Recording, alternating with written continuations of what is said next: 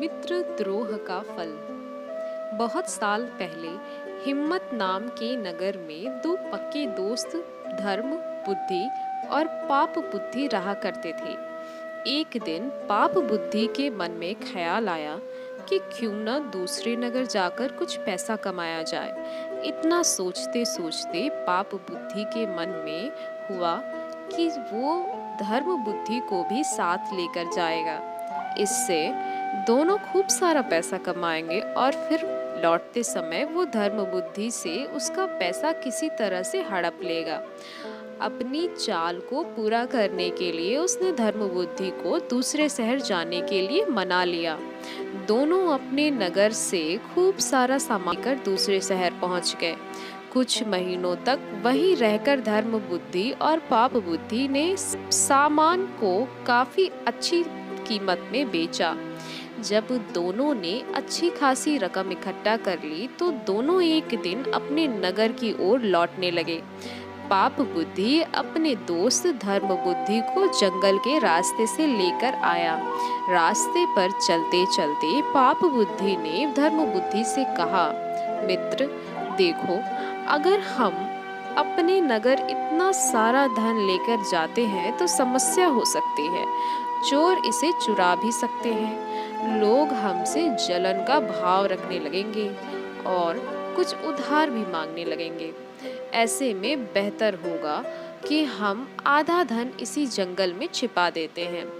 धर्म बुद्धि ने पाप बुद्धि की बातों पर यकीन करके धन को छुपाने के लिए कहा कि ठीक है।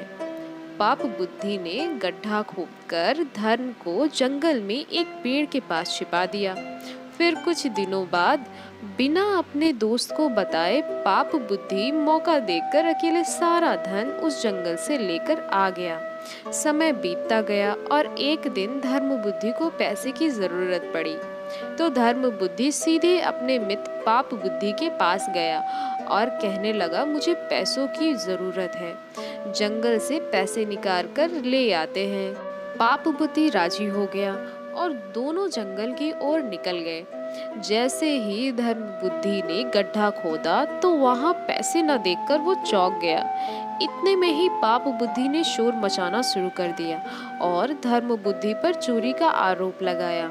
हो हल्ला होने के बाद पाप बुद्धि न्यायालय पहुंचा। न्यायाधीश ने सारा मामला सुना तो सच्चाई का पता लगाने के लिए अपनी दिव्य शक्ति से परीक्षा लेने का निर्णय लिया। इसके बाद न्यायाधीश ने दोनों को आग में हाथ डालने का आदेश दिया।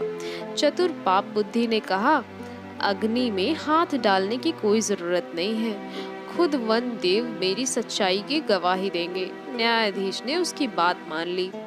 धूर्त पाप बुद्धि पास के ही एक सूखे पेड़ में छिप गया। जैसे ही न्यायाधीश ने वन देवता से पूछा कि आखिर धन की चोरी किसने की, तो जंगल से आवाज आई, धर्म बुद्धि ने चोरी की है। इतना सुनते ही धर्म बुद्धि ने जिस पेड़ की तरफ से आवाज आई उसी पेड़ को आग के हवाले कर दिया। आग लगते ही पेड़ से चिल्लाते हुए पाप बुद्धि बाहर निकला और झुलसी हुई हालत में सारा सच बयां कर दिया। सच्चाई पता चलते ही न्यायाधीश ने पाप बुद्धि को सजा सुना दी और धर्म बुद्धि को उसके पैसे दिलवा दिए।